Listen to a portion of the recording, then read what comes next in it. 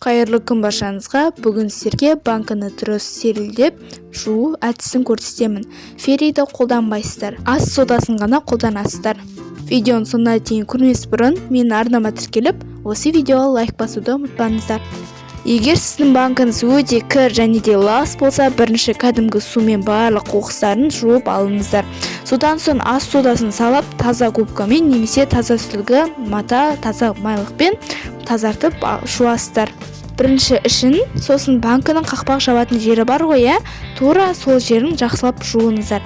Сол жерде қақтар немесе жаман, кір, лас, шаң, тозаң қалып кетпеуі керек.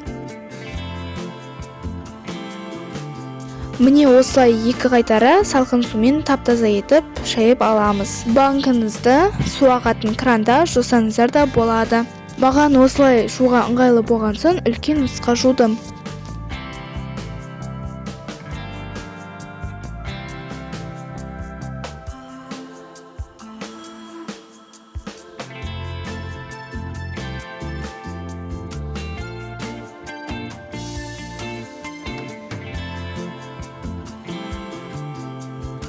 Банкіні духовкада шәугінге де булауға да болады.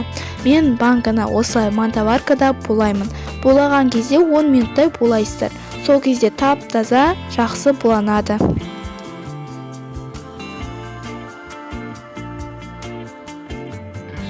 Сосын мендегі қақпақ бұрағыш осындай тез жабады, бір бұрағында жабады.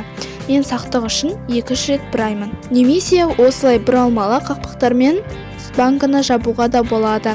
Ең бастысы жақсы стерильденуі.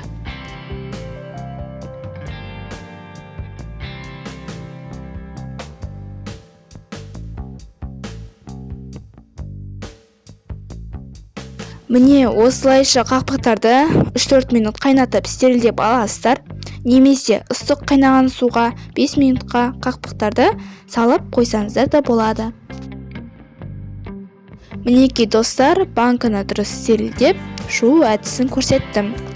Ферриді қолданбайсыздар, ас содасын ғана қолданасыздар. Егер де видео ұнаса, арнама тіркеліп, лайк басып, комментарий қалдыруды ұмытпаңыздар. Келесі кездескенше аман сау болыңыздар.